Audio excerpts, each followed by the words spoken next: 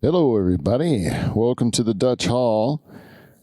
This is where we should have episode 430.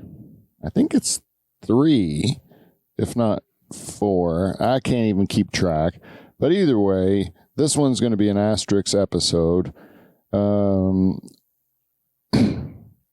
Unfortunately, a couple weeks ago, my mother passed away. It was always one of the great pleasures of my life to make my mother laugh. She's actually the number one reason I think that I became a comedian. She was probably my favorite person in the world, next to my kids, to be honest.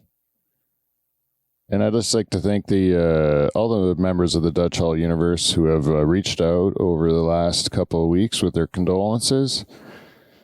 The support of everybody who has done so has really meant a lot to me and my family during this time, so thank you very much. In other sad news, we're going to make this show just sad right off the top. Arguably, the most notable guest we've ever had in Dutch Hall history passed away yesterday.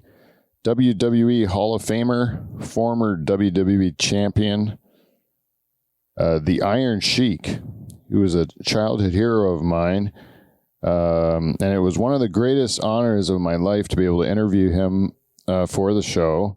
And as a tribute, we're going to be doing this week a re-release of the episode we did with the Iron Sheik. But before I do, I'd like to take this time to recognize our sponsor, our great sponsor, CleanFlow. CleanFlow, that's KLEENFLO.com. Go to cleanflow.com and lube up your life. Go check out their great products. They are available at retailers everywhere. And also, if you'd like to support our show, go to patreon.com/Dutch Hall and become part of Dutch Hall royalty. And you can also, if that's too rich for your blood, you can just e-transfer to thedutchhall@gmail.com. E-transfer me $5. You can become a Dutch Hall shareholder, and you'll be given exclusive content and invitations to exclusive shareholder events. That's only for $5 a year at thedutchhall@gmail.com. And if you'd like to give us some feedback, you can do so at thedutchhall@gmail.com. You can go to Instagram and slip into our DMs at Dutch Hall. That's what we are on Instagram. And I think that's it for sponsors and all that bull crap. So without further ado, please enjoy the re-release of the Dutch Hall versus the Iron Sheik. Ladies and gentlemen, tonight's show is brought to you through the support of Tri-Tie Tonight and Rainy Media, and is scheduled for one fall. And it is to interview the former heavyweight champion of the world. First, heading to the ring, accompanying our challenger, they are the house band for Live from the Dutch Hall. Mike, Call Me Marius Bow, and Dave the Rooster Charters. They are Nocturnal Emission.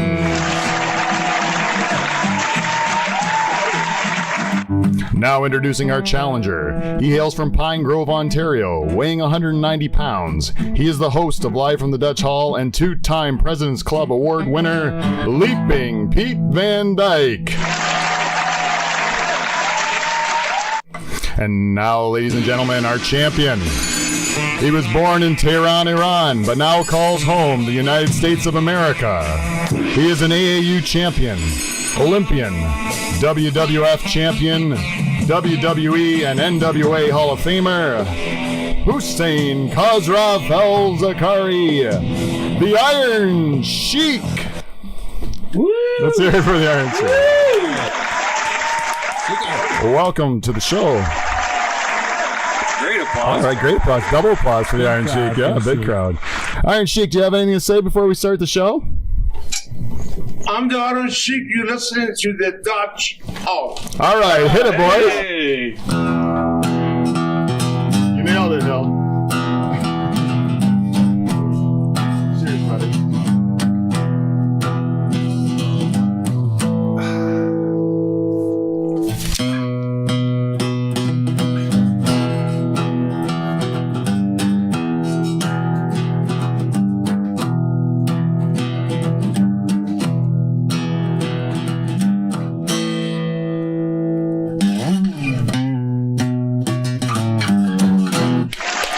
right, everybody. All right. And our sound guy hit the mark perfectly at the end there. Well done. Well done. Welcome, everyone, to Live from the Dutch Hall. I'm your host, Pete Van Dyke. This is probably one of the most exciting shows that we've ever put together, but it is also one of the most technologically advanced shows that we've ever tried. And if you know anything about this program, you know that us and technology have proven to be complete enemies of one another. We do not get along very well, and any time I've been asked to handle the technology, I've made a mess of it. And so this is no example. We made a deal with the audience a while back on the program where we said that we would do one show a month in 2015. We would do one show a month in on the road. We would go out on the road and do one show a month. So in January, we did Leamington, Live from Leamington. It was a great show. Tomato Town, yeah, and a couple of great guests and Great guys down there. And so this month we got a message from one of our listeners, the Kosher Pork Chop, and he made. I reached out to him saying, "Do you think Kingston would be a good place for us to go?" Because I knew we had some listeners up there, and I'd never been to Kingston, so I thought it'd be a good opportunity. So I reached out to him, and he said, "Well, why don't you? I got a better thing for you. Why don't you come down and see the Iron Sheik? Because he's coming down to do a movie, and he knew we had talked about the Iron Sheik on the program before, and he said the Iron Sheik's coming down to promote his new documentary. Why doesn't Live in the Dutch Hall come up and we'll just we'll make a show of it?" So I said, "Great." I said, "It sounds perfect." Being a wrestling fan as a child and growing up watching the Iron Sheik and like fearing him and being a kind of a super fan as a kid, I thought, well, what a great opportunity to meet the Sheik, right? So didn't put the camel clutch on their best buddy, in the schoolyard. Yeah, exactly, right? Yeah, exactly. You would always, when you're playing the good versus evil, the evil was always the Sheik. He played the greatest heel of all times. So for me, it was like a no-brainer. Yeah, I'll go see the Sheik, and then we'll do a show at one of our listeners' houses or whatever, and then it would work out. And then they kept upping the pot. They said, "Hey, Pete, we got you a press pass. You can go to the as a member of the media through Live from the Dutch Hall, you can go and be interview the Sheik. You can be part of the press conference, right?" So I said, "Oh, great." And I was picturing a press conference, So anyhow, we'll get into that a bit later.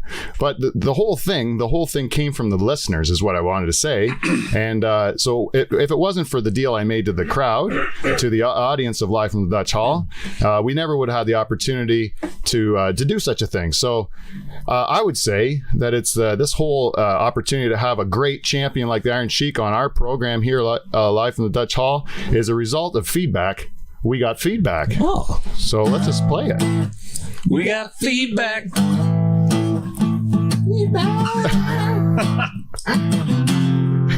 You missed your cue. You didn't even play. No, the I part didn't. you had I to blew play. it. And then Dave's like, "Where's the high part?" Feedback. There it is. There's a lot of disappointed audience members out there. Yeah. I have a hard time not calling them listeners because I've done it for so long. But there's some people watching us on YouTube. Some viewers. Now. Yeah, viewers now. And a lot of our feedback this week comes from that. So feedback, we got feedback this week is brought to you by our sponsors. Our sponsors, we have our good friends at VG Meats. If you'd like to go on Live from the Dutch Hall's website, www.livefromthedutchhall.com, and you click on the coupon that VG Meats always gives me to put up there. You can click on that, print it out, and bring it into any of the VG Meats locations in Simcoe or Stony Creek, and you can cash it in for some good deals on delicious meat. Also, if you want to support the show, go on the Live from the Dutch Hall website and click on the Amazon banners. There's a Canadian one and an American one for American listeners, and you can do your shopping there, and some of the money will come back to help the show. Yeah, I got something to share with you real quick. Please do, Dave. I recently started collecting records, right? Yes. But I didn't have a record player, as you well know. Yes. Yes. So I went online and bought a record player. Yes. And on Amazon? No, not on Amazon. I had to buy it from the website of the people who sold it. Oh, okay. And it's a decent record player. I was pretty jacked, and it showed up at my house. And guess what? The record player doesn't have a preamp built in. So I can't just plug it into my system because it doesn't have a preamp with it. Right. Didn't do my research right. Do you think I felt like a shaved tail Louie? What? Shaved tail Louie. But you know what I did? What? I went on Live from the Dutch Hall website. I clicked on the Amazon banner, and I found a preamp, beautiful preamp, shipped to my door in 2 days. No way. Yeah, right on Amazon.ca. Really? What a great website. And it came I got to you? there from live from the Dutch Hall. Yeah. And that Found might exactly what I needed. That actually might be what puts me over the top to get my first ever check from Amazon.com. Wow. I'm really close. I'm really, really close I'm happy to be getting able to my help you first out. check. You need $100, eh, to get a check. Oh yeah. You can get like money from them, but $10 at a time. But I didn't want that. In Amazon coupons or whatever they give you. Like I wanted it in a check so I could hold it up. Yeah. I can take a picture of myself with the check. I can put it on my Twitter, and everyone can see that I've made big money, $100. Can you ask for a giant check? No, I don't know if I That'd can. be awesome. You should. Put it up in the hall. I should. One of those big giant checks. Speaking of which, if you look at this, is the behind me, my backdrop that is behind me on Live from the Dutch Hall is the Wall of Fame on Live from the Dutch Hall. We've got great guests that we used to have on the show. We have on Fred Eagle Smith. We have Lucas Wilson. We have Crown the Lion over there. A couple good-looking men in that picture. Yeah. And today you'll notice over my shoulder, there he is, the Iron Sheik. We have the Iron Sheik that's joined us because he's now been a guest Is on that our program. autographed? Yeah, it's autographed. It says right on it. What does it say, Pete? It says to Pete, good luck at the Dutch Hall from Sheik. That's And it says WWE champion number one. Number one. Number one. You made Number sure one. that number one was put in at the end because he is number one. Yeah, he is number one. So, anyways, go on there and you can support our sponsors. I already mentioned Try Tie Tonight, but I'd like to mention them as many times as possible. If you'd like to go on there, Try Tie Tonight's a great new sponsor of our show. And Chef Jean will come to your house. She is right from the country of Thailand, so she is well aware of the intricacies of making Thai food because it's what she grew up eating. It's not like somebody that went to a weekend course, learned how to make Thai food, Right. and comes to your house and then tries to regurgitate the lesson that they got. This is a person This is authentic Thai that comes cuisine. from mama's kitchen, from grandma's kitchen, from right to your kitchen. And she will come in. She does all the cooking, all the cleanup, and she Cleanup even. oh yeah, and she Wow. teaches you the techniques that comes from her family and her traditions. So it's a great opportunity if you want to do it. It's a great way to spruce up your dinner party. So try Thai tonight. www.trythaitonight.com. It's a delicious mouthful. I Easy bet. to try, not easy. Do you know how to spell Thai, Dave? If you're going to put it in, should I spell it for the people that are too stupid to know how to spell Thai? It's with an Maybe H. you should. There's an H in it. It's not. Oh, It's not thigh. not TIE. It's No, Thai. it's not TIE like a tie in your neck. It's THAI. Try Thai tonight like that. So I'm glad we straightened that out. Yeah. So, anyways, we have Try Thai tonight, and we would like to thank our new audience members, and I track by our listeners. We have new listeners this week from San Diego, California. Oh, whale's vagina. Whale's vagina, exactly. Cleveland, Ohio, St. Thomas, Ontario, Jerseyville, Ontario, and Franklin, Tennessee. Those are new listeners from this Tennessee. week. Let's give them a round of applause, Adam, if you don't mind. All right. Nice. Good sipping whiskey down there in Tennessee, right? Yeah. Tennessee sipping whiskey comes from anyways, and this week's listener of the week is a man who I mentioned last week should be the listener of the week. He's never been named the listener of the week, but he gave us some more great feedback this week, so I said it's about time we named him listener of the week. So let's get ready and give a big round of applause for listener of the week this week, Willie Van Dyke. Oh. Willie Van Dyke. Well, super fan. Congratulations. And judging by my ratings on our first video episode, I think that most of my family has listened. So if you're surprised that I think it's only my family that's watched or listened, but if you're surprised, it's because that I've asked a family member. It's because he deserves it. It's not because he's a nepotism. It's not because he's my father, but it's because he's given me great feedback over the weeks and months. And this is no exception. He watched my dad. He listens to every episode, and he also watched the YouTube channel. He watched the first episode that's been released, The Wheel of Filth. He watched all 3 parts. How's he? Yeah, and he got back to me with some feedback. And his feedback this week is this. Feed charters before the show, he said.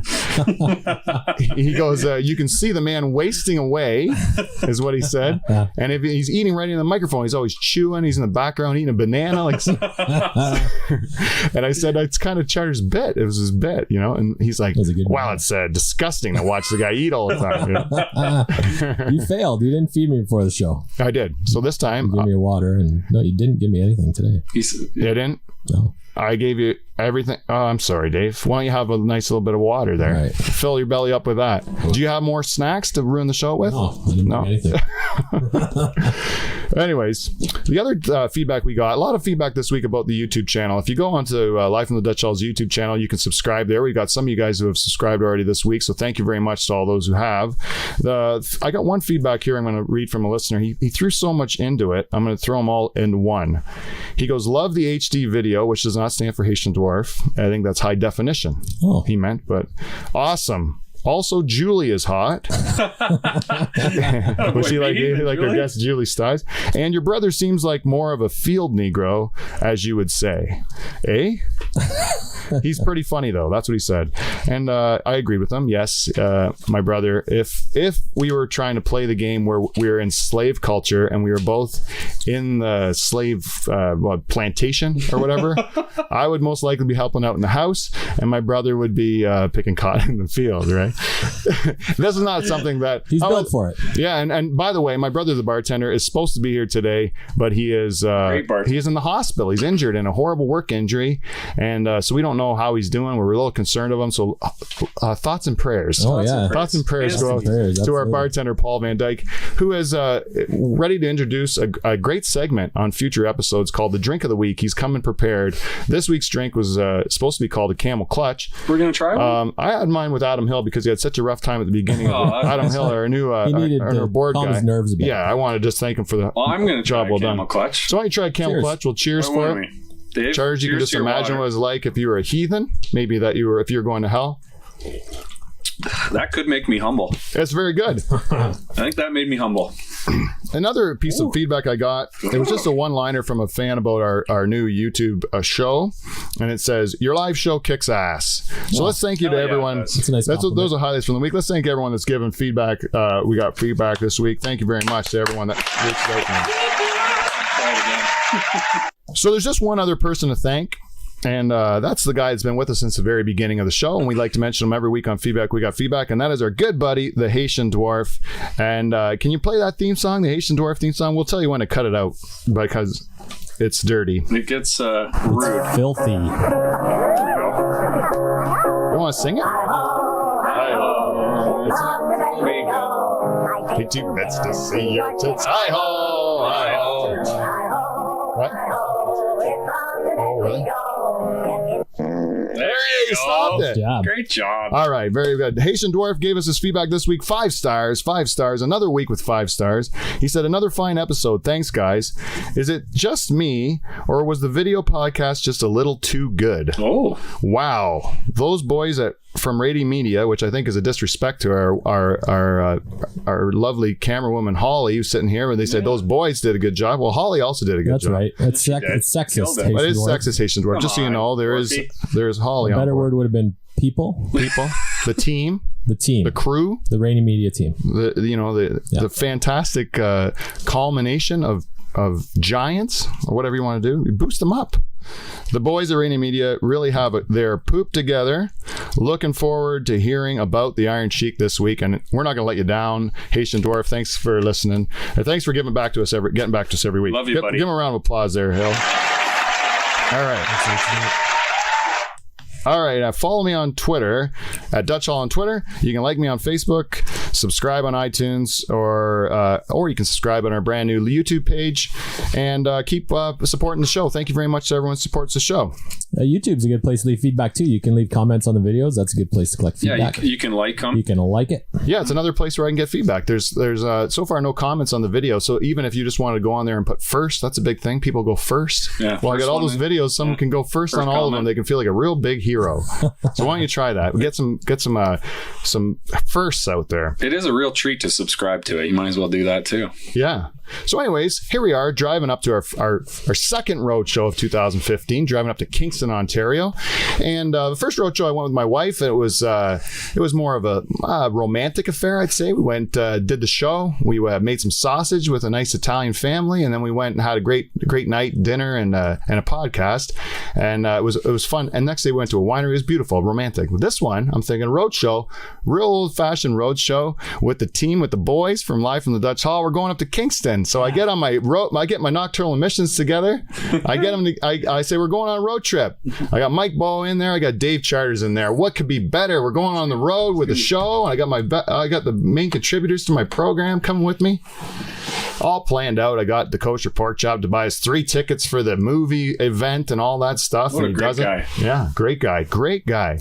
And then what happened was, I think at the 11th hour, I get a call from the Rooster Dave Charters, right? Who I'm staring at right in the face right now. And he tells me he can't come. He pulls the rug out from under me, right? Would you like to explain to the people at home why? That is what happened, and I'll tell the people at home the same thing I told you. I had something very important to do that day.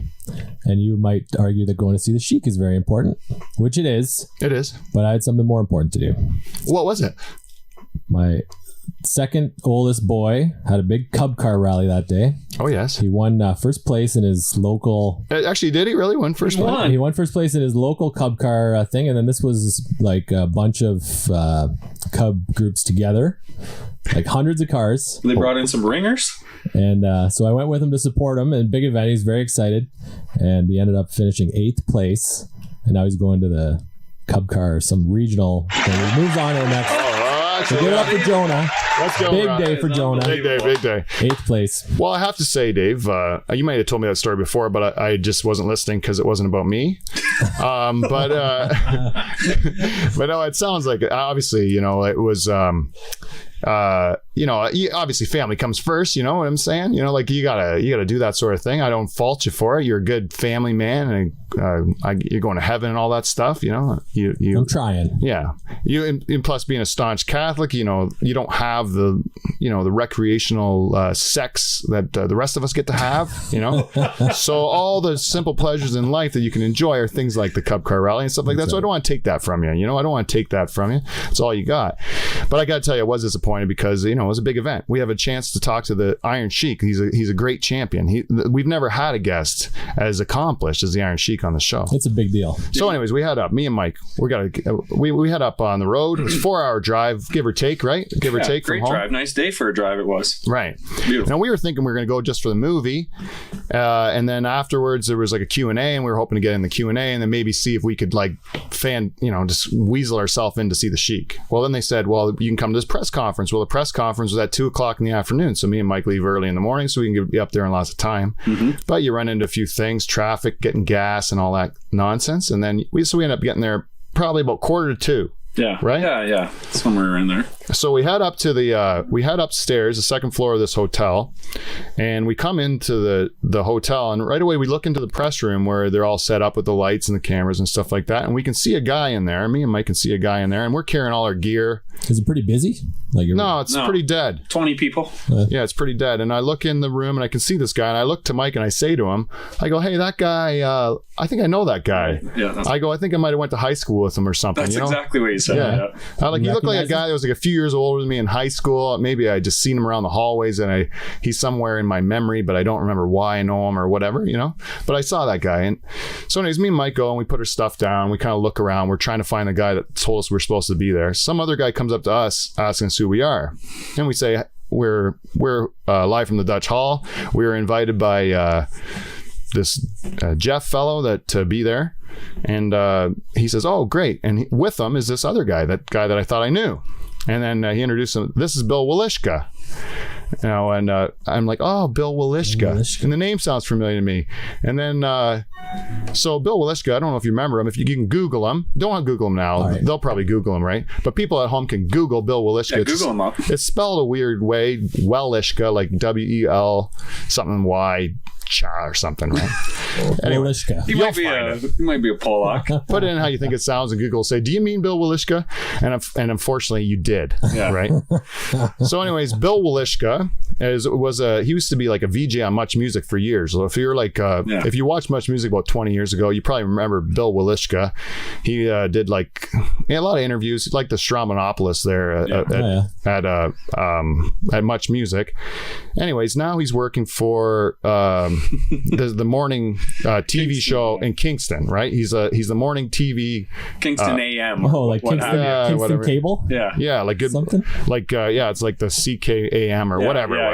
Some sort of morning show, like CHCH10, but right in Kingston. So Walishka gets introduced to us. They go, "This is Bill Walishka." I reach out my hand. I shake his clammy hand, and it's very sweaty. And I say to him, "I say, hi, I'm Pete Van Dyke." And then this is my associate, Mike Bow, and he shakes Mike's hand. Did you find it to be greasy? Also very, it was a weak, clammy, female-like hand, I must say. Yeah, no, it's not. I can't say. He probably didn't do a lot of manual labor in his life. So he's got soft hands. Anyhow, Walishka says to us, "Where are you boys from?"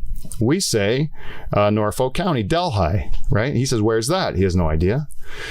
And by the way, I checked his Wikipedia page, and Bill Walishka does have a Wikipedia page. No way. Which is real extensive Wikipedia page. Yeah, it's pretty extensive considering I have no Wikipedia page. And but anyways, Bill Walishka comes in. I'll tell the whole story. I'll tell you how it went down, Dave. You tell me what you think. All right. Okay. He says, "Where are you guys from?" We say, "Delhi." He goes, "Where's that?" And I said, "Well, it's like 2 hours south of Toronto. You just drive to the south of Ontario, right to the North Shore of Lake Erie, and you've kind of hit us."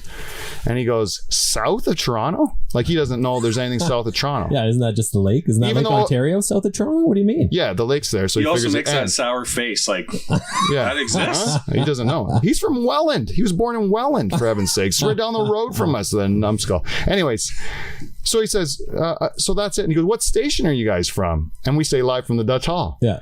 And he goes, he just looks like, "What's that?" Yeah. And we said, "It's a podcast." And he goes, "Oh," and then walks away. Sloughs us off. What? Sloughs us off Yeah, right away. not nice to meet you, walk away. Not, like, how's that going for you, walk away, or whatever, you Not know? like, oh, you're it's like, oh, I gotta fellow go. member Nice. of the media and Nothing. nice to meet you. It's, How's- with a look on his face like disgust, and walks Greasy away. hair and his like he's some sort of television prima donna or something. Like, Yeah, I look at him, and he looks at me, and we're both looking at each other like, you know what? This is $50 right here. This is $50, and I know my Lenten promise to Jesus is that I'm not going to swear on this program, but I will give this $50. This is 10 swears. This is 10 swear words that I'm allowed to say if I give this to Our Lady Queen of Martyrs in great Delhi. So I'm putting that right on the table right now. If you guys can help me count how many I'm going to swear, because I don't know how to do this with Bill Walishka without saying the odd curse word, because he's a real fucking dick. Like, he really is, Bill Walishka. Like, I don't understand how you think that you go from working in a Toronto market. Much music is a great job. There's not. I'm not going to. sure, yeah. 20 years ago, that was great. right. He accomplished what he wanted to. Yeah, but right now you're playing a morning market to about 140,000 people as your total market. Yeah, what's the station again? We don't even know. I don't even know. You can't even remember the Houston? name of It's it. called New Day, whatever. Kingston AM. I don't know what It's in called. that. We'll figure it out later, but it doesn't matter. It's some shitty morning. That's two. Yeah, that's two. We're up to two. It's morning show, and the thing about it is You need that to tune in at whatever time it's on, probably, to watch it. yeah. And you have to live in Kingston. Yes. You have to live in Yes, Kingston. you have to live Yeah, in you have Kingston. to live in Kingston. Watch that morning show, and then you can see if wow. you just Sounds choose like- out of those 145,000 people, you choose to watch Bill Walishka's program, and you think he's not a horrible person for me to look at on the TV. I actually don't mind sitting through this nonsense that this guy's putting out. Then you can stay, and that's your market, right? Oh, yeah. So, and judging by our reaction from the people in the great city of Kingston, Beautiful city. I don't think a lot of people are too happy to see him. I think he's forced upon them. I don't think he fits with them. No. And so Walishka, we're already in a bad mood about fucking Walishka 3, right? Right? Walishka. And so I gotta say, fuck Walishka as well. Sorry. yeah, that's it. We're sitting out there waiting after we're kind of stewing about Walishka, right? Treating us like garbage. Yeah. We're like, what are you talking about? You should be I think nice he to is. us. Like, we're gonna have 3.5 billion people, Walishka. Yeah. You know, what's the internet? Yeah, we got right. everybody. Yeah. You know, you have just a small little pond. You know, you might be the biggest fish in that, but we're like a tiny little fish in the internet. We could get bigger every day. You know, like we have lots of room to grow. It's like a goldfish in a tank. You can only grow as big. Where are as you this tank. going? Right? I'm in the ocean. Yeah. You know, the internet. Where's he going is what I mean. Yeah, you can't get any bigger, Walishka. Bill. You're in Kingston. You're at the top of what you're going to do. You're just getting greasier and sweatier. That's all you're going to do. Greasy is right. So, anyways, Walishka is really got a burr in my butt at that point in time. But then all of a sudden, we can hear from like downstairs. We hear this booming voice of the Iron Sheik. We can hear it coming up. So Mike and I are like, you start to get nerves, eh? Yeah. Like you start to Yeah. get a little butterflies. 'Cause Butterflies, yeah. We can hear the voice of the Sheik, and he's yelling at people down the lobby, but you can hear him on the second floor, and it's like a real commotion, right? And so Mike and I are kind of nervous. The people come up to us, and they're like, okay, we got good morning. whatever, Kingston coming on first, and then you guys are up, right? Is that Walishka going first? Yeah, that's Yeah. of You're course gonna- he's first. The whole setup there, like the whole camera setup and everything, like when the Sheik came to Kingston, he's saying, okay, I want to promote my movie. He's got to have the biggest media he can have. So he's got like the morning show was the biggest media that came out. So that was his big, he's figuring, okay, this is my big act, my big market to promote to. So he pulls out all his big tricks for that particular interview. And that was the big first interview. So we all stood by and watched the television show do their thing. Mike and I were actually on on TV, right? We got on that TV program. We got back to the hotel room. We watched us on TV as part of Walishka's program. They went up from 145 viewers to 147. With 47, Yeah. We had to give a hell yeah. We had to do it was a stage thing. We had to do it after the fact too, because the Sheik yells out, "Give me a hell yeah," and then we have to repeat thrust it. our arms in the air and say hell yeah. It was real cheesy. It was really cheesy, and it was a total cutaway. It didn't really even match, you know. But anyways, we were on TV. What do you expect? More? Yeah, I get so excited to be on like morning TV. As I just trashed him for doing that. What a douche. Anyways, yeah, he is a douche. So they're setting up for the morning show, and we're sitting there watching it, and Walishka is what I think, and you agree with me, Mike? I agree 100%. He was laughing at the Sheik. He thought it was a joke. You know, he thought the guy was like a novelty act, like just some guy out there to start getting crazy and shouting out obscenities, and then he would like say it's all foolish and he's above that or whatever, right? But if you really pay attention at all to the Iron Sheik legend or the career of the Iron Sheik, most of what he talks about the same thing over and over and over again. He doesn't his if you go to watch on YouTube, you look at old promos for the Iron Sheik when he was wrestling, most of his bits were talking about how he's an accomplished athlete, you know, how he is not one of these like bodybuilder wrestlers who look good but can't actually fight or wrestle. He's a real fighting machine, and he's going to take all those guys down. He used to have these things called the Persian clubs, and he would these 70-pound, two big 70-pound they kind of look like buoys that would be out in the water, but they have handles on them, and they're like 70-pound weights, and he would be able to just kind of swing them over his head like this. And it takes an incredible amount of like back strength and wrist strength. He's a real specimen. Yeah, and when he goes to the gym, that's all he does is these stupid things, right? So his muscle memory is based on doing this exercise, and so he tried to get all the musclehead wrestlers of the day to come out and try to compete with him on the Persian club thing. And so the guy's all about his pride, you know, like he's if you follow the Sheik's career at all, he's all about pride. So when you're up there laughing at him, you know, like you come across in the Sheik's words like a real jabroni, Bill Walishka. Yeah. A real jabroni. It's a nice way of saying it. And so when I was trying to watch this, and Mike too, we were both kind of upset by it. We're like, I don't think you're doing it right. Meanwhile, we didn't know what the heck we were doing.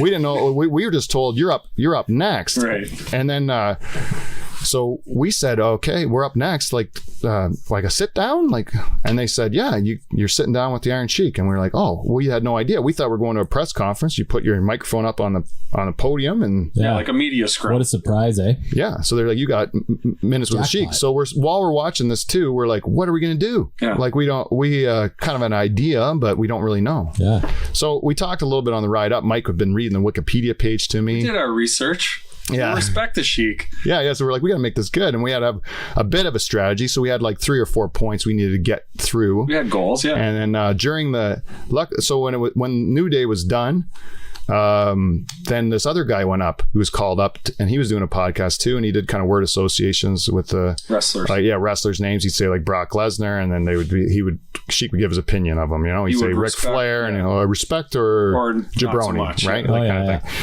Anyways, that's what the guy did. So they said, okay, that's it, just the 2. And then they're like, no, there's another one. And I spoke up and said, we're the other one, right? And meanwhile, there's this kid getting dressed up into a Ric Flair costume, you know, and they go, no, he's the other one. And I said, no, we're up. Yeah, we're live from the Dutch Hall. Yeah. We're here. So they go, okay, you go first then, because that kid wants to go last because he thinks he's going to upset the Iron Sheik because he's got this bit worked out. Got this Ric Flair outfit on. So I won't get into our interview till we show it. This is in the next segment. But what I will tell you about the Ric Flair bit So we did our interview, and it went great. We're going to see it in a bit. But then this kid came up, the Ric Flair, and the Ric Flair outfit. And now I was really freaking out because all of our audio was lost, and we had. I was in the corner of the room, like having a bit of a cry, a bit of like, I'm the stupidest guy. Done. Collie told me twice to press it, to press the button, and we just listen to Holly. But we screwed it up. We really screwed it up. It was left to me again to handle technology, and I messed it up. So I was having a bit of a fit, but I could hear that was going on. You saw it? Did you see it? Yeah. So the guy came in like Ric Flair, dressed up, a young kid, right? He was like wooing in Iron Sheik's face and saying he's the best and Iron Sheik's nothing and stuff like that. And he had the whole the whole coat on, like the purple coat and the hair and everything. Did the spin. Yeah. And all what the Iron Sheik just did, like he just said like, so who are you? That Jabroni Ric Flair, Yeah. Like, very calmly. Like, he goes, "Why don't you have a seat? You have a seat, right?" And then he's like, "Where are you? What's your story, kid? Like, what's your?" Wanted to actually talk to him. Yeah. He was now interviewing the kid. Like, it was actually better than I would wish that would. That's a great thing that happen to you, right? But the kid, instead of being like sticking to his bit, which was like, I'm gonna anger the Sheik, he was like, I was just really trying this. I know disrespect. He was humbled. Yeah. He was humbled. He totally flipped, and he was just a nice, like, had a little chat with him. Took all the steam out of him. Took all the steam out of the kid, and then the kid just ended up like really liking the guy because it turns out he's actually, even though he plays the villain, he's actually quite a pussycat, right? Yeah. He's really a nice guy. Deep down, Anyways, so that was the lead up to our interview. But so our interview comes. The other guys there. They're okay. You guys are up. You have 3 minutes, right? And that brings us to the Iron Sheik interview. So without further ado, I would like to present to you the live from the Dutch Hall's interview with the Iron Sheik. Welcome everyone to Live from the Dutch Hall. I'm your host, Pete Van Dyke, and today we have the biggest guest that Live from the Dutch Hall has ever had, the great champion. We've had on CFL champions, we've had on hockey champions, we've had on lots of great champions, but never have we had a champion as decorated and as world-renowned as our guest here today, AAU champion from 1971, and a Greco-Roman Olympian representing the great country of Iran. No, I want to correct. Am I wrong? Can you read it or no? I can. I have better eyes than that other guy.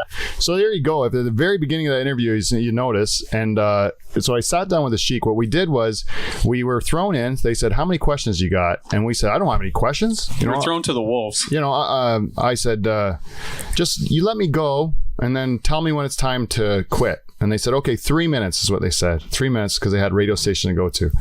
So I said, all right. So I started with the introduction, and my strategy was, let's pump the Sheik's tires. We want to make sure. I've heard enough of him in the promos. I've heard him on Howard Stern. I've watched him on countless interviews, and he always says the same speech, and it's trying to boost up his accomplishments in life. So I'm like, we're going to pump his tires, gain his trust, show that we respect him as for what he's done in life. So I tried to do that by boosting up his resume, and the Sheik gets me. He thinks I got it a little bit wrong, and I did. I said he was an Olympian representing the great country of Iran, which he did. He did represent Iran in the Olympics as a wrestler, but he was proud because he was an Olympic champion representing the United States in Munich, Germany, right? And he also was a champion representing the United States in college, where he won a college AAU championship. Yep. Very proud of that. One of the bits that the Iron Sheik does when he does, and you'll see him if you watch him on any of the shows he's done in the past, like his big show, and he did it for Walishka too. He said that's my biggest show, so he brings out his medal from the AAU championship. So when he starts seeing that I'm boosting up his past accomplishments, the Sheik reaches into his pocket and pulls out the medal, which he didn't do for the previous guy. No. And so I was like, oh, I get the medal. Like, this is the medal that he handed to all these people in history. Like you've seen him wearing it when he was doing his wrestling promos, and he would make people read it then, like on I've seen him on Stern hand him the medal, making Stern read it. Yep. So Walishka read it poorly. Walishka is a man in his late 40s, I'd say, easily, right? But he reads like he's in his late 70s, I would say. Yeah, well, Walishka he's a vain guy. And so when Walishka was asked to read the medal, he's an emerging presbyope, Dave. That's what I learned from my wife, emerging presbyope. And so it means he can't see. He's nearsighted. He's starting to lose his vision, right? Yeah. And it happens to all of us, in advanced age, right? right? So Walishka was too vain, too pretty, you know, to be able to pull into his pocket a pair of glasses and read the medal. Yeah. So instead, he sat there and just looked and said, I can't read it. And he screwed up the Sheik's bit. He screwed up the Sheik's whole bit. That was his whole way to show Kingston how he's a great champion. Yep. And so he says to me when he pulls out his medal, can you read this? And I said, I can read better than that other guy, you know. And then I got a good laugh from the back of the room because the back of the room thinks Walishka's a douchebag too. They're like, yeah, he can read better than that other dick. Yeah. Walishka. So I was happy to get a laugh from the back of the room for hacking on Walishka. What country, how much I paid? What year? All right. It says Amateur Athlete Union of the United States and it says the year, which is 1972. No. And then on the back it says Greco-Roman Wrestling, 183.5 pounds, 1971. Excellent, 1971, and I've been Munich Olympic Game 1972, if you guys remember. So anyway, that's the most biggest medal I get in the world for wrestling. But I'm asking you, Mr. Hulk Hogan, have that medal or no? Of course not, I said. Of course not, right? Because that's his big thing. Because in I forget when he won the championship off Bob Backlund. Bob Backlund held the championship for almost 6 years or something? 6 or maybe even 8. Yeah, it was a long time. No one could beat Bob Backlund. Eh? Yeah. Bob Backlund was a great champion. And then they wanted, so Iron Sheik beat him, put him in the camel clutch, made him humble. And then he ended up having to drop the title a few months later to Hulk Hogan because the company he was working for wanted to push this guy and make him a big star. And without the Sheik being the big bad guy that he was, Hulk Hogan wouldn't have been the big hero that he was, right? You have to have the opposite of that. In order to make a guy look like a big hero, you have to have a big villain, right? So the Sheik was saying, for years and years, this happened, I don't know how long ago that was, like back, it's probably in the 80s, early 80s, right? Early 80s. So you're talking 30 something years ago. Yeah.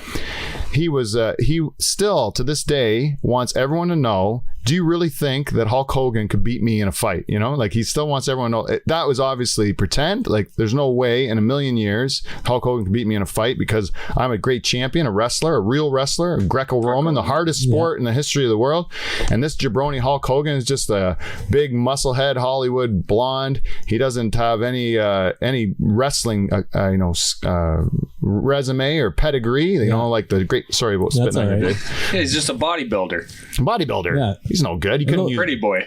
Huh? Those shirts are all cut before he rips them off too. They're already cut. Oh yeah, they're pre-cut. He couldn't rip it with a nice hem, with a nice seam. A nice thick hem. He's not a seam splitter, right? The Sheik could probably rip a shirt apart, right? Because he's a real man. So anyways, that's what the Sheik was trying to accomplish. I've seen it in every interview. Of course, then I tell him what he wants to hear. Hulk Hogan, of course not. Of course he doesn't have that. Anyways, roll it, Hill.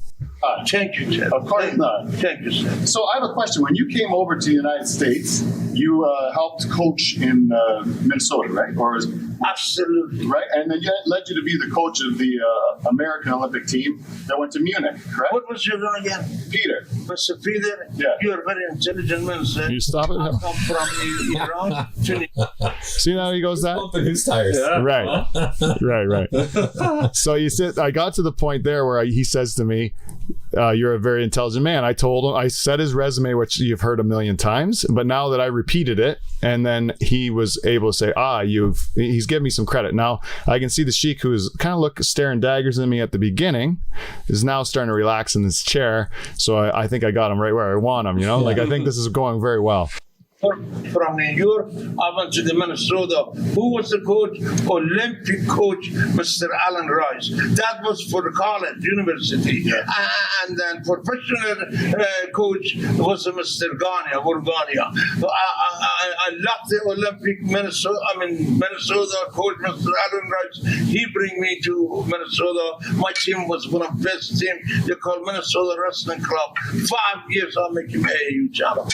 So basically his point was, for those of you that are having trouble listening through the thick accent, is that he was in Minnesota. He went to Minnesota and he was coming from Iran. He was a great champion. And if you look back at the story, and it kind of got enforced in the movie too, the Iron Sheik used to be a bodyguard for the king of Iran. And the reason he got that job was because he was one of the greatest wrestlers in the country. And because he was such a badass, like they said you should protect the king, right? And Iron Sheik, he said there was a wrestler at the time that was really an accomplished wrestler who was like so popular amongst the people in Iran that they thought he was a threat to the power, to people that were in power at the time, because the people loved him so much. They felt if he wanted to like rally the people to go against the people that were in power, that he would carry that much power. So this person ended up dead.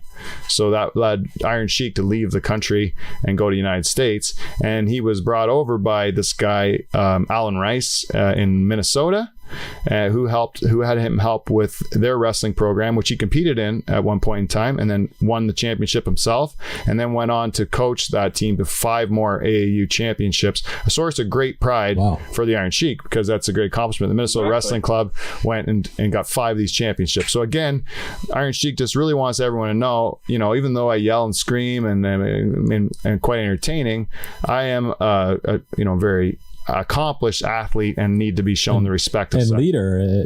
Coaching is very different from competing.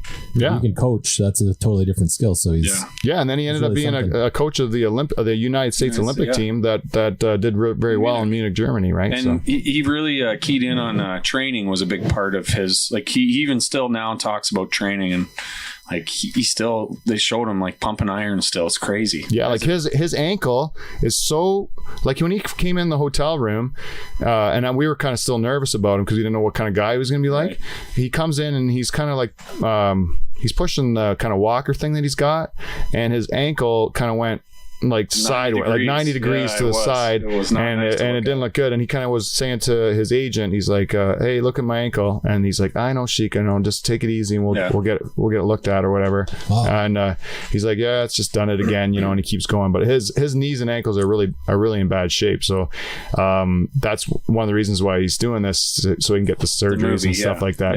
Yeah. Right. But it was, but anyways, it was pretty interesting to see that the guy.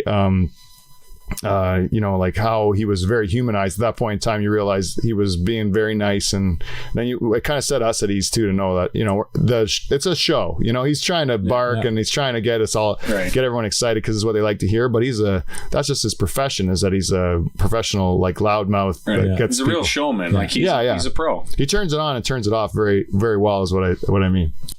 When you started professional wrestling and Bert Gagne was your coach, you later on went to coach his son, correct? Accident. Train his son? No. Mr. Gagne was the head coach, and Billy Robinson, Englishman, was the second man. And then we start that camp. It was Ric Flair, and then Greg Gagne, Mr. Gagne's son, Jim Morgenzeller, myself, and Bob Ruger, passed away. We were six men, strongmen, Count Fitzgerald, and 1974 or 3 we started in the Mr. Gagne camp. So Mr. Gagne promoter, his son Greg Gagne, a good friend of mine, I miss him, and he took me to Las Vegas. We had a great time that time. Also, he was my best man, and I like him. I have a lot of memory in Minnesota. I born in Iran, but I met in Minnesota to become college chaplain, and then after that, Mr. Alan Rice, Olympic coach, take me to the office center, introduced to me to Mr. Gagne, and I come from in Minnesota, 1973, after Olympic game, 1972, Munich, Germany. Yeah, well, it's very, very impressive, and that's the thing that I think a lot of times people forget, is how decorated you were as a young man, and how much of a true athlete, like as far as a specimen in history, like one of the greatest wrestlers to ever compete in the sport. I appreciate your opinion, sir, because you know, and Dan Gable know, I am the red. Luke Sugar and the man with black. He's trying to say Brock Lesnar, but it sounds like black wrestler. That's Black wrestler.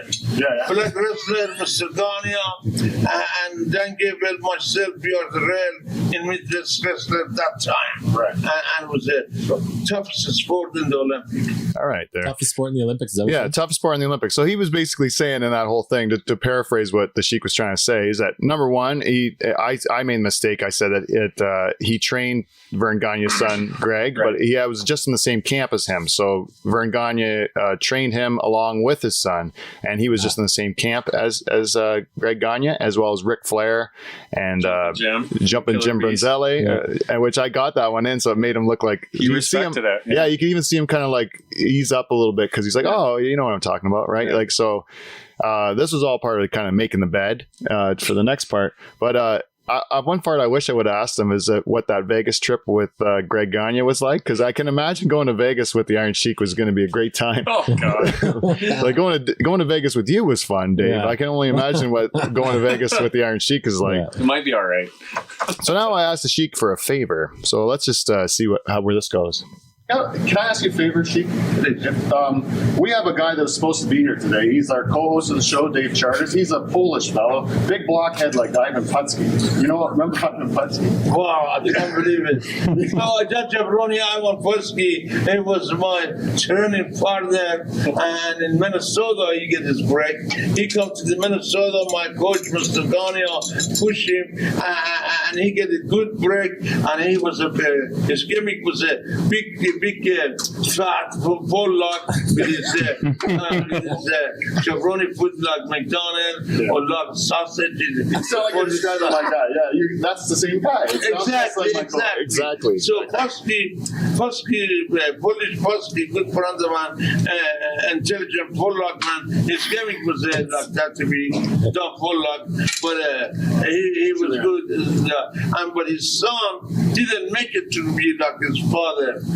Yes, and good friend of mine traveled together. Later on, he get a good diet, and from 350 pounds, he come maybe 200. Oh, yeah? Yeah, I was Putski, Polish power. Look like Arnold Schwarzenegger. He completely changed. And he's an intelligent Pollock man. But his son, Scott, didn't make it. But Putski, good friend of mine, my training partner, if you go into Poland training, he was all right. You can see they're starting to get rid of this guy. Like, we're done. Yeah. You That's can see the agent or whatever is just out of shot, and he comes in and he's like, okay, enough or whatever, get on with it. I think Sheik was starting to babble too, he's trying to keep him on trying top. To keep his story short. I'm thinking it's great because that's what I do anyways. It's like a couple of babbling idiots just sitting down with each other, perfect. As we'll see by the next one. You can see you smiling in the video like you're on top of the world. But I love it. I brought up Polish Ivan Putski just thinking of trying how to compare your huge head to like some wrestler in history, and I'm like, I have Polish power, Ivan Putski. I remembered him, so I'm like, I'll bring it up. I had no idea Iron Sheik was buddies with him, right? Good friends. Training partner. Yeah, so you see right away, he's like, oh my goodness, like he totally relaxed, and then his whole kind of demeanor at that point in time was like, Polish Putski having power. Like, this isn't the Iron Sheik of the promos. This is just the real guy just having a chat, So I feel like at this point in time, I got him right where I want him, he's really going to definitely do it. But now I got to fight with the clock with these guys who are coming in trying to get me to finish up, and I still have a couple more goals to get in my interview. So I needed to kind of work at it. Yeah. So here's the next goal, Dave. I think you're going to be really pleased with it. On my friend Dave, and just say he's no Ivan Putski, that he's a dumb Pollock, not an intelligent Pollock like the great Ivan Putski, but this jabroni that doesn't even make the 4-hour drive to meet the Sheik because of a cop car rally for his son. Dave. He's Officer Putski. He's jabroni. He looks like Ivan Putski, but he's jabroni. He didn't have that class. Well, is he not here today? He didn't make the trip to see the Sheik. Me and my other co-host, Mike Lowe, drove 4 hours to see you today. What is his name? Dave. From where? Dave from Burford. From Burford. Jabroni. Jabroni. Okay, so you can say Dave from Burford, or even call him the Rooster. If you call him the Rooster, that's easy. Rooster, Dave, Burford, whatever your fucking name is. I want to let you know everybody is here and you didn't make it. I don't know for what reason. You're young, intelligent man. Otherwise, don't be lazy and dumb son of a bitch. Go fuck yourself.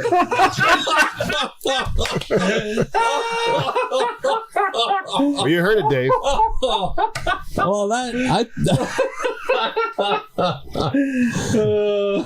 I take offense to that. What? I take offense to that.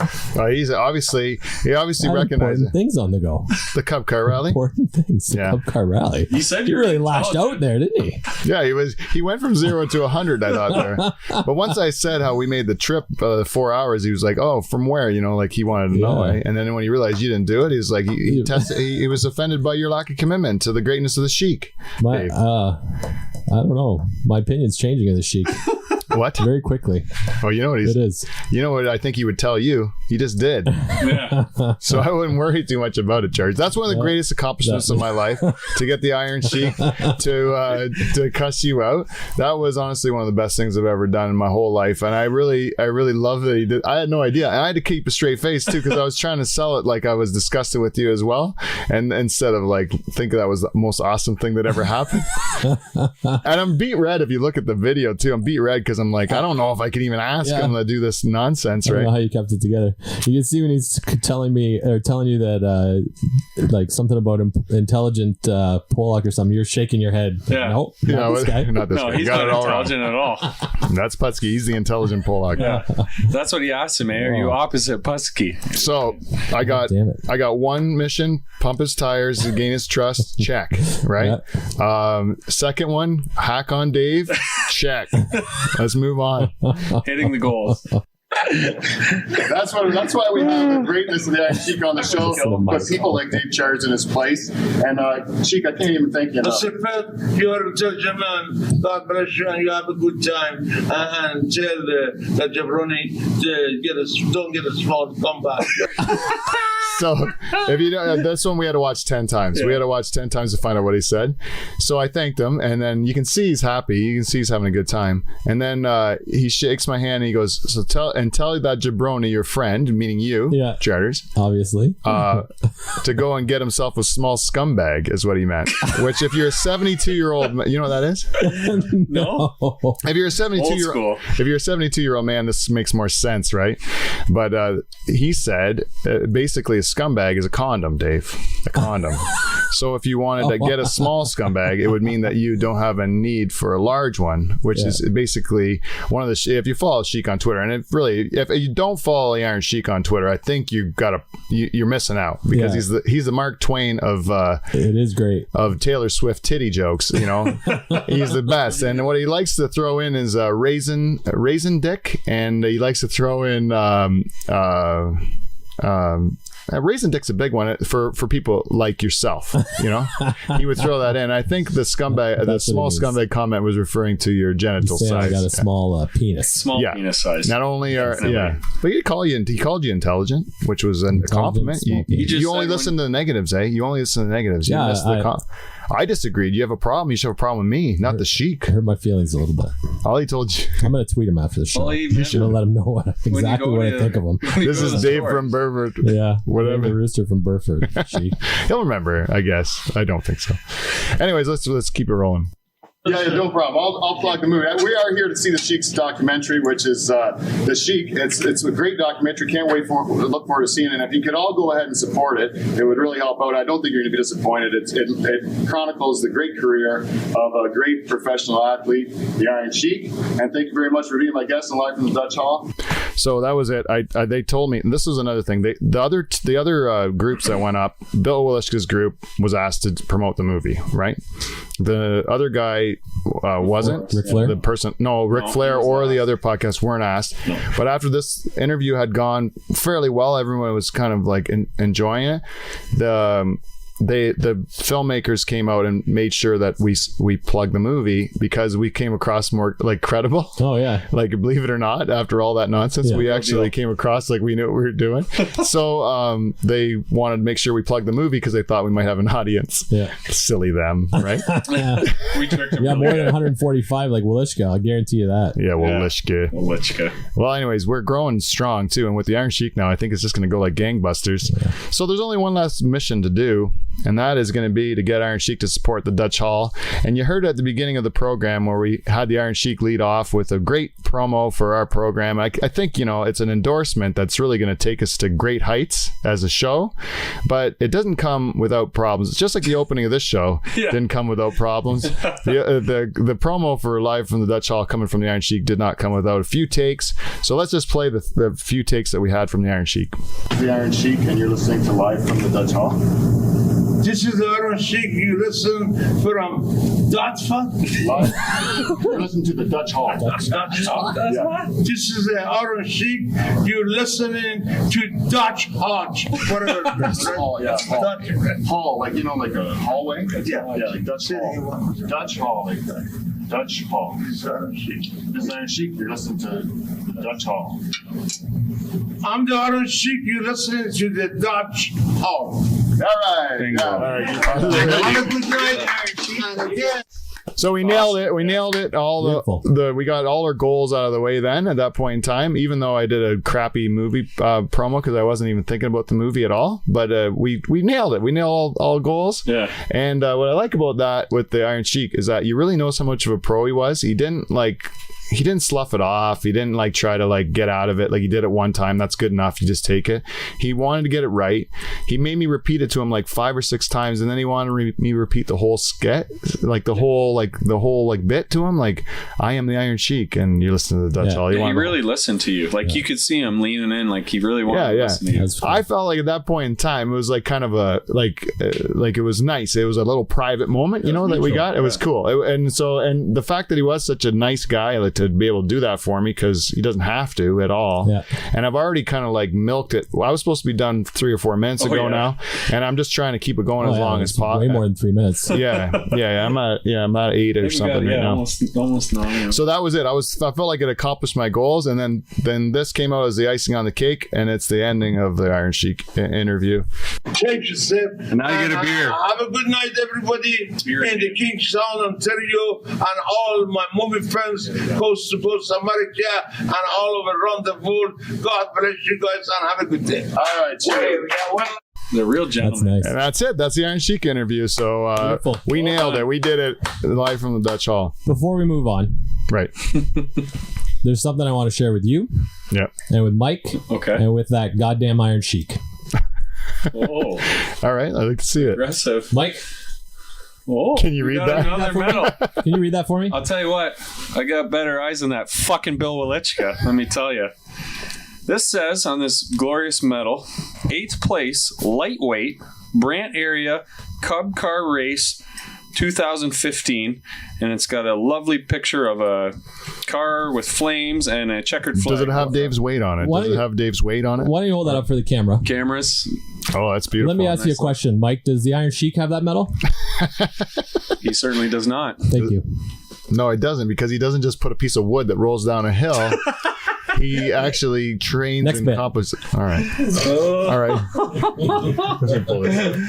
So we got one last thing we can do here today, and now we're running out of time on the show, so we're going to end up with one last bit, and this last bit was from our Q&A. So what happened was, after the interview, just to set it up, what happened, we finished there. Mike and I are riding, pretty low immediately, because we realized that all of our audio was gone, and that we just had to try to save what we could from an iPhone. Oh, yeah. Even this video we showed is not the good one. It's the original. But then we went out and we were trying to save the audio. So we knew we had to get a hotel room. Well, you can't get a hotel room without beer or booze of some sort. So now we have a hotel room and booze, and we're trying to save the audio as best we can to see if we can get anything of what we lost. Actually, I went up to the agent for the Iron Sheik and I was like, I lost everything, man. I feel terrible. Can I get them again? And he said to me, sorry, we had a pretty full day. So maybe at the end, if he's feeling up to it, we can get you back in with him. But one time he goes, one time we had Justin Bieber, and we had him and we asked him a whole bunch of questions that were not the canned, like, you know, typical media questions that everybody asks them. They were like real questions about the, you know, that we had never heard him answer before. And it was great. We were so pumped about it, and we looked and we lost. We didn't have any of it recorded. We lost the whole thing. We had no chance to get it back. It's just one of those things you just got to learn from, he says to me, right? Yeah. So I'm like, oh, okay, thanks. I appreciate it. But, you know, it sucks balls, right? Yeah. So we went from that. But then afterwards, we went to the hotel. We got it figured out. We figured, we could save it somehow. We can salvage something out of it. And so we're feeling pretty good about ourselves, eh? Yeah, we had something. So, and we went to a nice restaurant bar in the town. Do you remember the name of it? Pilot House. The Pilot House. It was great. It was like an old like watering hole for the town of Kingston. And then we went there. We had some lunch and a couple drinks, and then we went for a little walk around the city because we hadn't seen the city of Kingston. Right. And it was great. Great city. Mike's a big hockey fan, and the Kingston Frontenacs play there, and so the arena was just a short walk. So we said, let's go check out the arena for the Kingston Frontenacs. It's on one Tragically Hip way, because Tragically Hip's from Kingston, you know, like Don Cherry's from Kingston, Dan Aykroyd's from just outside of Kingston, like a lot of big stars out of Kingston. Dougie Gilmore, Kirk Mahler. Yeah, big guys out of Kingston. The Kosher Pork Chop. Right? The guy set it up, the show. So we went to the arena. We walked in. This is also happens to be where the radio station is, where the Sheik was doing his interview. And so Mike and I go up to the main office. We walk in, both of us, you know, probably not, you know, we're probably a little bit on our way, not far, but we're, you know, not bad. We look like probably a bunch of beggars coming off the street that are trying to get in there we asked them, can we go for a tour of the arena? We're just from out of town. We like to have a tour of the arena. They said, sorry, it's a event day and we don't allow visitors. So no. So Mick and I just go walk around the outside of the building, and we can see through the radio station, we see the Sheik's in there. And so he's coming out. So we hold the door open for the Sheik so he can get into his car. Nice. And then we go into the arena. Gentlemen. And then the people in the arena say, who are you guys with? And we say, we're with the Iron Sheik. And they said, oh yeah, I remember you guys. Go on in, right? So then we went into the hockey arena and did our tour, and then we actually watched a bit of a Bantam game. Nice Bantam game. Yep. Nice Bantam house league game. Nice. Yeah, I'd say it was Bauhaus. Yeah, we thought it was like AAA, but then we realized they couldn't skate or shoot or do anything. We saw warm-ups and that changed quickly. Yeah, nice uniforms though. Yeah, they look nice. But anyways, so we ended up scamming our way in, saying we were part of the Iron Sheik's posse, and then we ran into then eventually we ran into our listeners that set it up for us, and we had another guy came to visit us from town. My cousin came to visit us that lives up in Kingston. Yeah. So we had everyone in. We watched the movie, and the movie was a bunch of wrestling fans, like hardcore wrestling. Like the people that showed up to watch the movie looked like they were kind of like they were showing up to watch a wrestling event. They weren't there to watch a film. A lot of sweatpants. Oh yeah. Yeah, a lot of and t-shirts. Very rambunctious crowd, especially considering some of the material in the movie is very serious. And we're not going to get a chance to get into the interview. I did an interview with the executive producer of the movie, but we're not going to get a chance to get into it due to time today. But what we did do was I stressed the point to him that like you had all these wrestling fans that were just out there just like cursing and like going on like crazy about like just everything the guy said. They would just hoot and holler, and they were heckling everyone. They hated Walishka. He was actually hosting the event, and he went up to the front, and I was one of them too. Actually, when Walishka went up and he started talking on the microphone, I'm like, he's ruining everything. Yeah, a lot of booze. He's sucking the fun out of this, right? Anyways, so they started out, before they showed the movie, they started out with a Q&A, and I just wanted to go in. I'm going to play a bit of some clips from the Q&A, and you guys have to tell me what you think the Sheik would say. So this is our little game to end the show about the Iron Sheik. So the first question came up about Bill Walishka, and it's from WS Daily is what it's called. Okay. What his show's called, WS Daily, and this is the question was. I'll see if I can get the question in here. We'll see. I'm not a school teacher. Can you repeat one more time again, please? No problem. If you could still wrestle today, do you think you could take Bill of the WS Daily? What do you mean? What does that mean? Could you wrestle Bill? Could he wrestle Bill Walishka of the WS Daily? Bill Walishka interviewed him that morning. He doesn't remember him at all because he's such a dickhead. So what do you think the Sheik would have said, Dave? What do you think the Sheik would say? I think he'd probably say he's going to make him humble. That's what I think. Make him humble? Let's see. I can't beat the fuck out of all of them. It's close.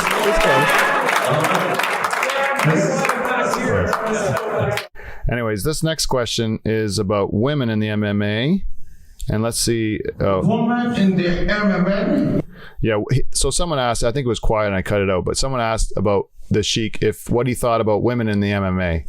So before I get into his answer, I have to set it up. Say, Sheik is a Shiite Muslim, right? He's a Shiite Muslim, right? A traditional man, very like he's a family man. You'd expect a guy like that who's lived a long life, been addicted to drugs, been on the road all that time, been like a partier and a kind of a free spirit of sorts, that he would be going through wife after wife after wife, on his third or fourth marriage. But he is married to his original wife. Mm-hmm. He's very dedicated to his wife because he's a dedicated Shiite Muslim. You might be able to relate to that, being a staunch Catholic. Like he's very dedicated to his religion, and he has had three daughters, and family man and all the rest of it.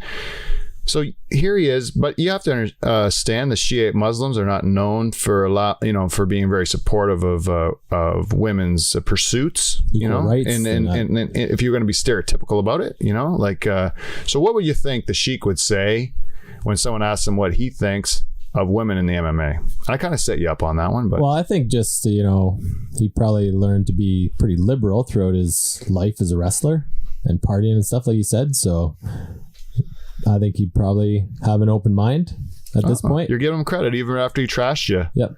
All right, let's see if you're right. Well, they have a right to get there, learn self-defense, be in good shape. But all the country, Muslim religions, women didn't go in the gym, not for God, with each other. But in Canada, America, the richest country in the world, to then let the women have that chance, go training, work hard, get in shape, and nothing wrong with that.